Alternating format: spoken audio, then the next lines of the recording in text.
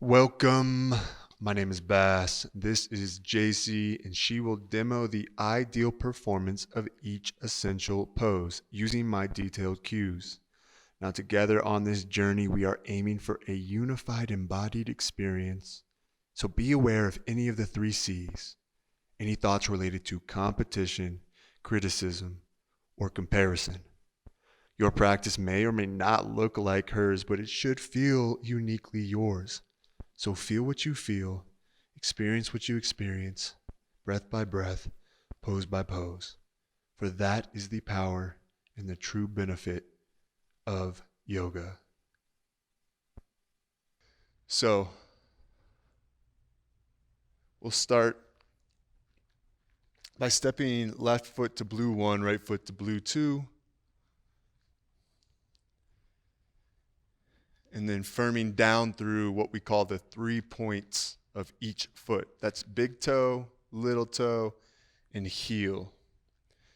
That's the tripod of each foot, and a tripod is more stable than 4 legs or 4 corners. So she pushes down, she feels this zipping up between the legs. Without even moving them, she's squeezing her legs together to activate energy from the earth through her spine, standing tall. Then she'll turn her palms facing out for Samastitihi. And the importance of this posture is that once you can stand properly, you can execute a lot of the other poses properly. You get a good sense for an upright spine, which is useful in plank, is useful in down dog, is useful in all sorts of forward folds, and even in back bends to understand your range of motion within the spine. So Samastitihi is a great pause position. And now she'll move into Tadasana, mountain pose, arms overhead, palms facing one another. The spine is still erect and upright, pushing down through all 3 points of the feet for ground expansion, squeezing the legs slightly together as if zipping them up. And that gives extra activation that gets generated through the spine and out the fingertips, reaching high to the sky, active fingers almost always. Dropping the hands at heart center. This is another way to perform Tadasana. With left foot on blue 1, right foot on blue 2, bend into your knees, sit your hips back, and send your arms overhead. Now the keys here are to push down through the inner edge of your feet and pull your feet wide, activating the outer seam of your legs. You're going to keep the natural curve in your low back and continue to push down through the tripod of each foot. Allowing yourself to sit a little deeper, but still on a tall bar stool seat. Mountain pose, the beginning of sun salutation series. Well done. Now, Jaycee's going to hinge at her hips, pushing her tailbone back behind her, keeping her back in a nice J curve, which is allowing the low lumbar to curve naturally, keeping the rest of the spine long and erect. She'll pause halfway down here. You'll notice that natural curve there, reaching out through the crown of her head. Bring your chin slightly in, Jaycee. And now she's really pushing from tailbone to crown, elongating the spine. This is actually a lot of core strength happening here. She's pushing the weight towards the balls of the feet. And then exhale, fold forward. What we call forward fold, hands release, Uttanasana, forward fold. Pushing down through the toes and the balls of the feet. And that weight shift forward allows space to open up on the back side of the legs, which elongates the hamstrings, lifts the hips, and allows the low back to melt towards the head, really relaxing forward and down. Inhale to half lift, Ardha Uttanasana. Again, finding that flat back. Now she's looking a touch forward, as you can see, which gives a nice curve in the neck. Pushing through her hands into her shins. Weight is still forward in the balls of the feet.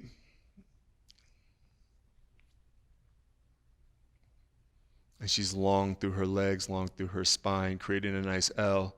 Exhale, fold forward once again, Uttanasana. JC will plant her hands to gold 1, gold 2, step her left foot to green 1, and her right toes to green 2.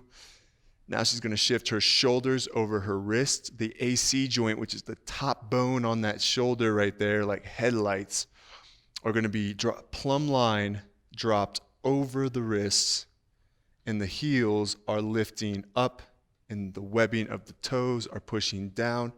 And another key point is that the navel draws up here, and the hips can be a little bit higher than usual. If you see JC is perfect right there. And the point is that rather than having the hips sag and dumping into the low back, you actually strengthen the low back here, create some buoyancy in this high plank, top of the push-up, Palakasana. Another way to activate this a touch further before we move on is to pull the toes towards the wrist and the wrist towards the toes, which activates the underside of the belly even more. She's creating a slight external rotation in her arms, allowing her fingers to fan out to the sides ever so slightly. This opens up the front of the shoulders and activates the back of the shoulders. Exhale, lower your knees to the purple circles, JC. Slide your left wrist back to gold 3, right wrist back to gold 4. Setting up in tabletop, same thing. Her shoulders are over her wrists. Her hips are directly over her knees. Her toes are tucked. This is Barmanasana, tabletop. You will often hear it as tabletop and not Barmanasana, but we're giving you all the flavors today. Fanning the fingers wide, same thing. The eye of her elbow is turning through the L of her hands, meaning that the arm is externally rotating, so the biceps are turning forward to the top of the mat, which again activates the shoulder girdle in a more positive way, more natural way. And tabletop is real simple. It's creating a table. Now we're going to move through 2 poses that are common right out of tabletop.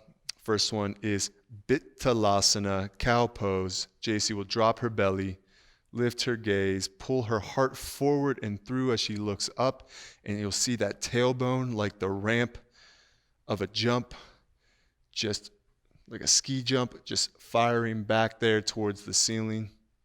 And then the opposite of this, Marjanasana. Well, let's try that again. And the opposite of this,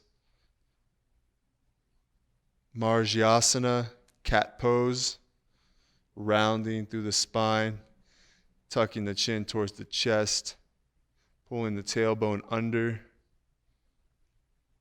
Marjanasana, chin towards chest, navel towards spine, tailbone dripping downwards, pressing down through the hands, down through the knees, and almost pushing those away from each other as if she was trying to rip the mat right underneath her. Well done. And toes tucked, pressing hips back, knees lift, moving into the infamous Ardha Mukha Svanasana, otherwise known as down dog. JC's pressing down through her hands to really fire back those hips. And those hips are pushing towards the wall crease behind her where the wall meets the ceiling. Heels are melting down. There is a slightest bend in her knees, which actually encourages more opening in the low back. That's a great way to modify.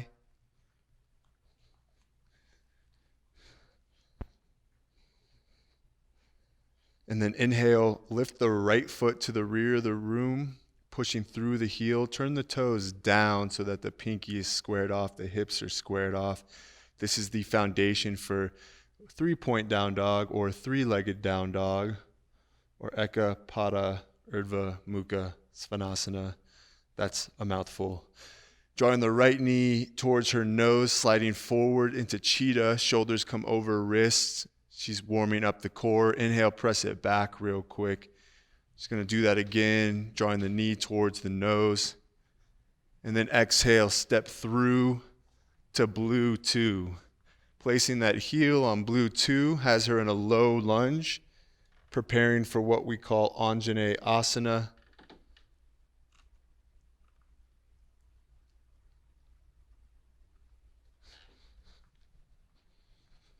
She's now in low lunge, pulling her right heel towards her left toes, reaching forward through her heart, just ever so slightly. These are things that are nearly imperceptible to the eye, but they are experienced by the body through the mind.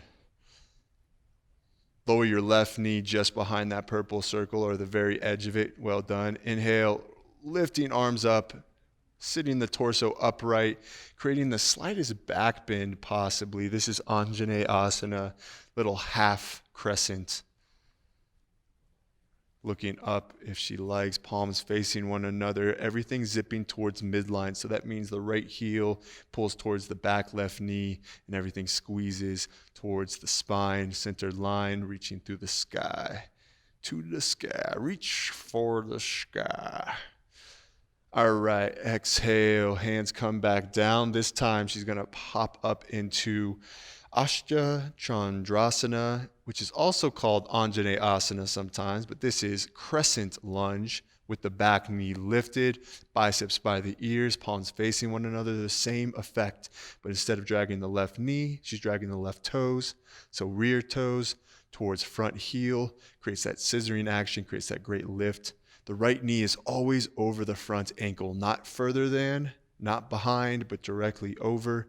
And you'll see the webbing of the back toes firmly planted into what we call the power point, which is the center of those toes outwards towards the big and little.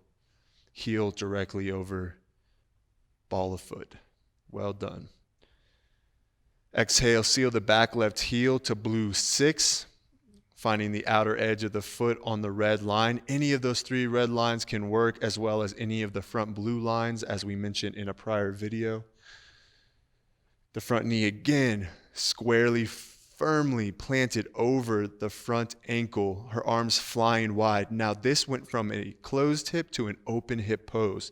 So what she wants to key in on, and what you want to key in on in Warrior 2, is pushing that front right knee open towards the middle toes.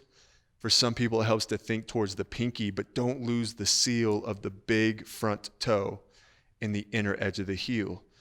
Then again, you're creating a scissoring action. And another thing to practice is also pushing wide as you push the front right foot forward and the left foot back. Gaze flows over the front fingers and the shoulder blades hug towards one another. That opens up the front of the body while the back body or the posterior chain is activated. Exhale, left hand touches the back left leg. Maybe bend the left arm if you would like, and reverse your warrior by fanning the right arm overhead to high five the back of the room. Now, she's not dumping into her back ribs. She's actually lifting through both sides of the ribs, but really focusing on the opening of the front ribs. The knee stays bent, deeply committed to the pose. Breath flows through the right side or that front side, open side rib cage. And rainbowing across the sky to set up for extended side angle. The knee stays bent. The front elbow moves in to the inner edge of the thigh. Left arm goes overhead, bicep by the ear. Gaze flows towards the sky. Same foundation in the legs, either squeezing them together or finding a good weight distribution. We often forget about the back leg and how it can help creating a drag force of the left heel or back heel towards the front heel. Less weight in that front right arm, more strength in the side bodies. Again, all of these adjustments, you may see nothing done on her side, but she feels it. She's adjusting, she's activating different muscles, rearranging the bone structure ever so slightly. When you're ready, bring it back up to Warrior 2. Step your left foot to Blue 3. Put your hands on your hips. Square your hips forward. Hug your shoulder blades together and wrap your ribs up and in. And we go shorter and wider on this pose so that the hips can square, because this is a closed hip pose. So hips are squared to the front of the room, and we're taking the torque out of the low back and instead allowing it to move into the thoracic spine, which is higher up in the mid spine. Just get a nice spiral of the back left leg so that the outer left or back heel is sealed. And there's weight pushing directly through the right knee into the right foot. 3-point status. Biceps by the ears, firming everything through center, fingertips active. Great work. Hands to hips once again. Stepping the left toes to step the left toes to green 3.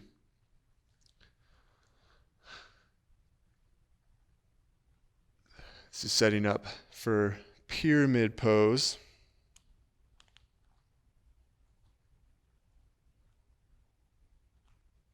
Oh, I forgot to say warrior 1 in the last pose. Yeah.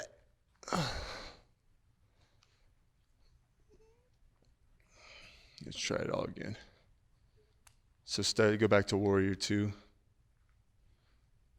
Okay. Step your left foot to blue 3.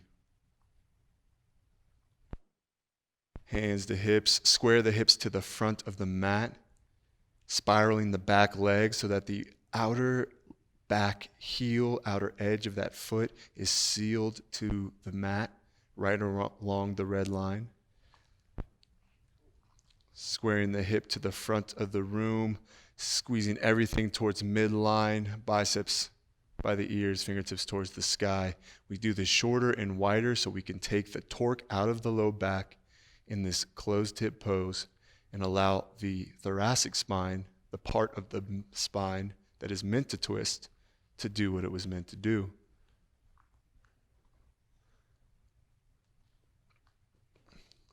Virabhadrasana 1. All the warriors are called Virabhadrasana.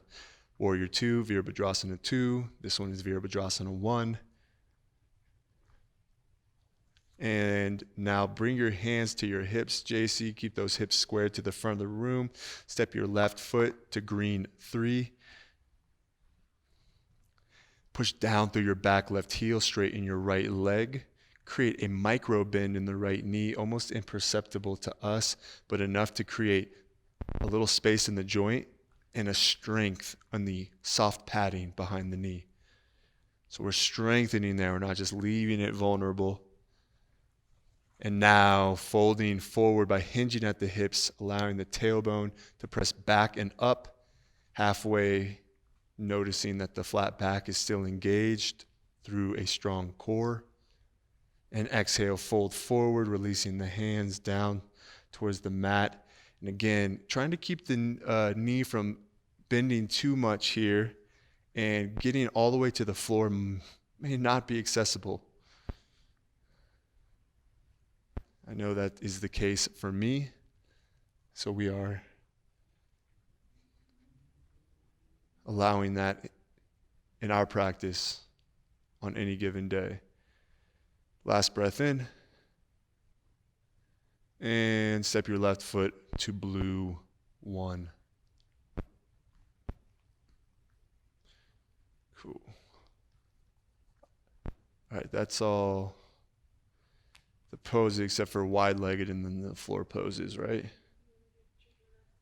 Oh, let's do Utkatasana 2. Yeah, you're right. Forgot about Trico.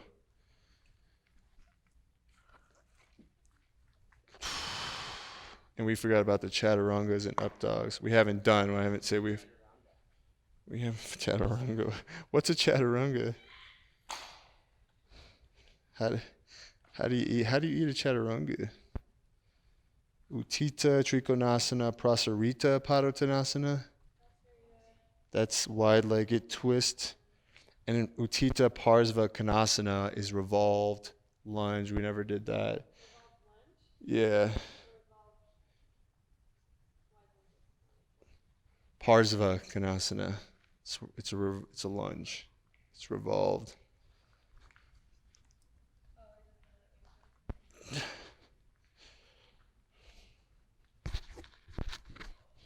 Okay.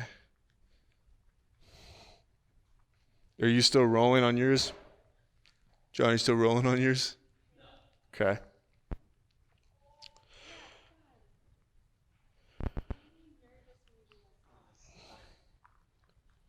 Softest floor.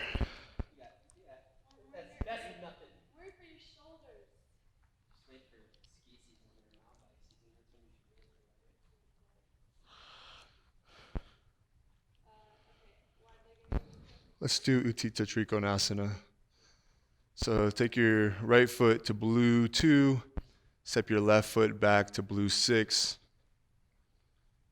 So go from warrior 2. So from Virabhadrasana to warrior 2, straighten your front leg, creating a micro bend in the knee just to keep it engaged and spacious. Then turn your palms open to face in front of you.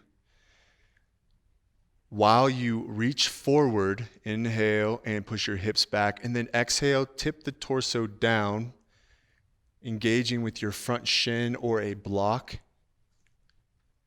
and reaching your left hand to the sky. Now the center of the torso turns towards the ceiling.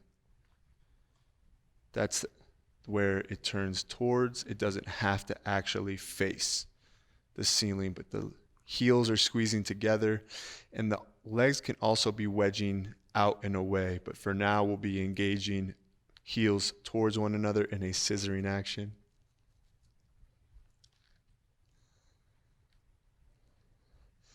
And then bend back into the front knee. Plant the left hand down.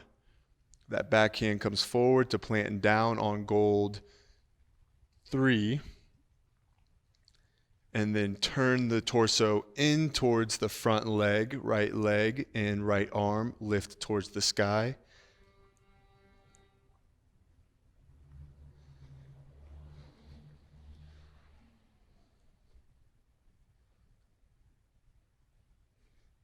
Gaze follows. This is revolved lunge or Utthita Parsva Konasana or Prasarita Parsva Konasana. Prasarita Padottanasana, wide-legged forward fold, hands are under shoulders, back is flat, half lift is engaged.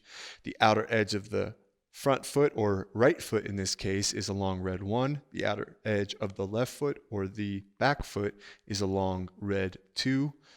Exhale, folding forward, hinging at the hips, planting the hands back behind you, almost in line with the heels or even farther back, but there is perfect. Now JC is going to push down into her hands as if she's pulling the mat from behind her to in front of her. And you'll notice the mat doesn't move, but what happens is her low back gets a deeper stretch, and it's a gentle encouragement. So wide-legged forward fold, also known as Prasarita Padottanasana. Now Parivrtta Padottanasana, right hand plants underneath the face, and this is wide-legged revolving twist or wide-legged twist. Right hand plants, left hand turns towards the sky, and gaze follows right after the center of the torso twists. The hips want to slide to the twisting side, have them shift back to the right foot or the leg that is not within view. Try that on the other side. Left hand plants down underneath the face. Right hand moves to the sky. Navel turns to twist to direct the spine. And the hips want to move to the right. Now they'll be slightly adjusted back to the left, to the side that cannot be seen. Exhale, lower the right hand. Turn the right toes back to blue 2. And step the left foot to green 3. We're going to do Parsva Konasana, pyramid pose. Starting from low, notice that JC is half lifted, trying to find that straight spine, sealing the back heel, and squeezing both heels towards one another, which creates a lift, Give space for the fold. Exhale, fold forward, down, and in. This might not be accessible to you. We have a different version as well being shown.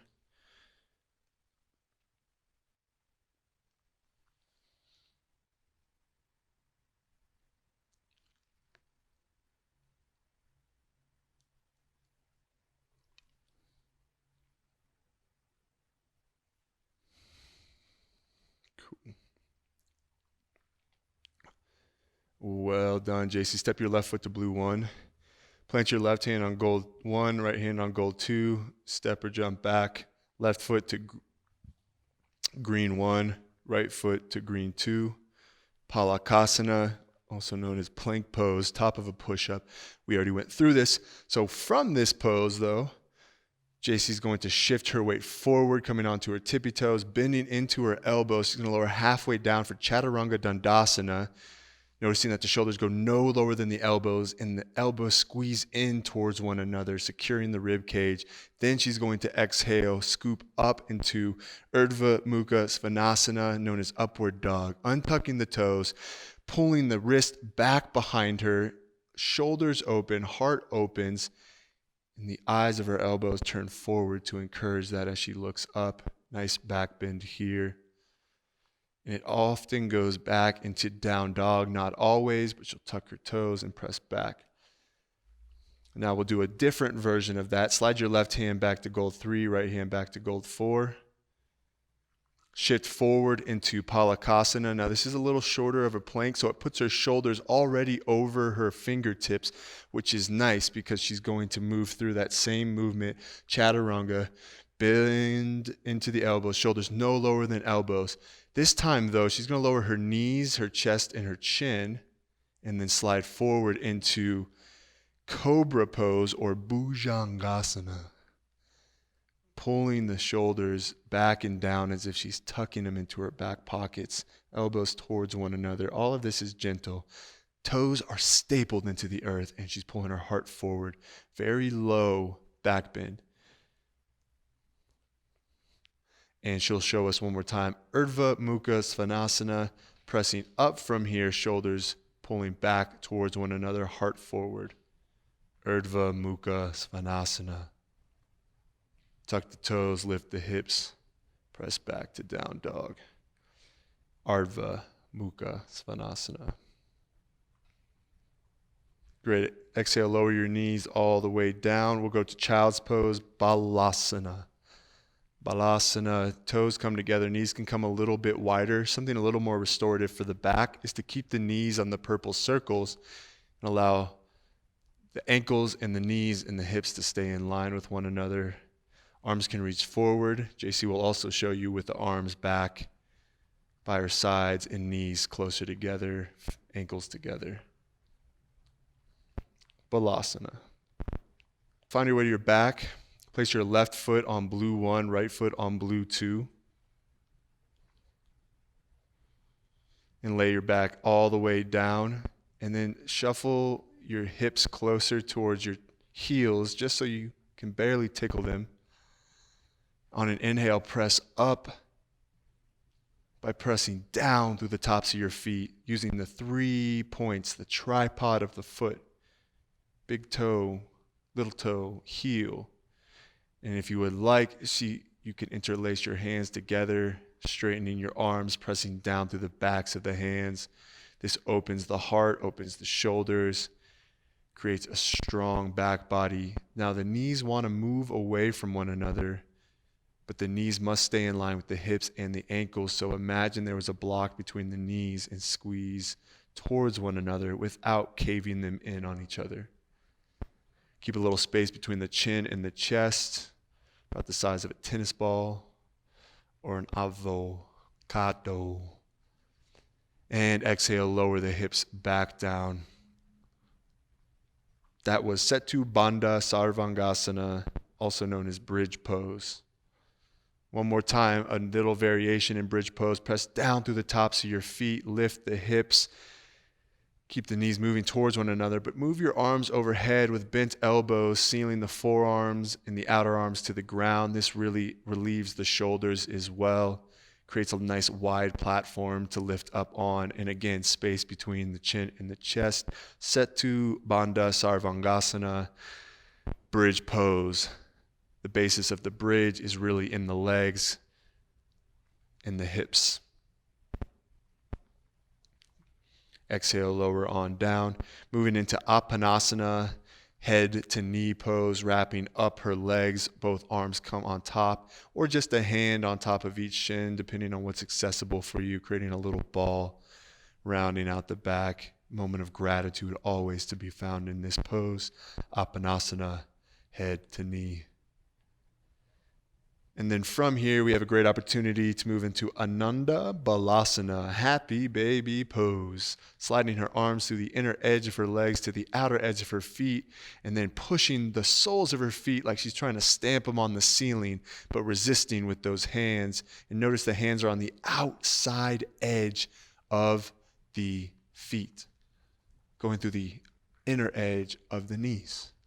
The low back is sealed. Tailbone pressing down to the ground. We're not trying to pull that off.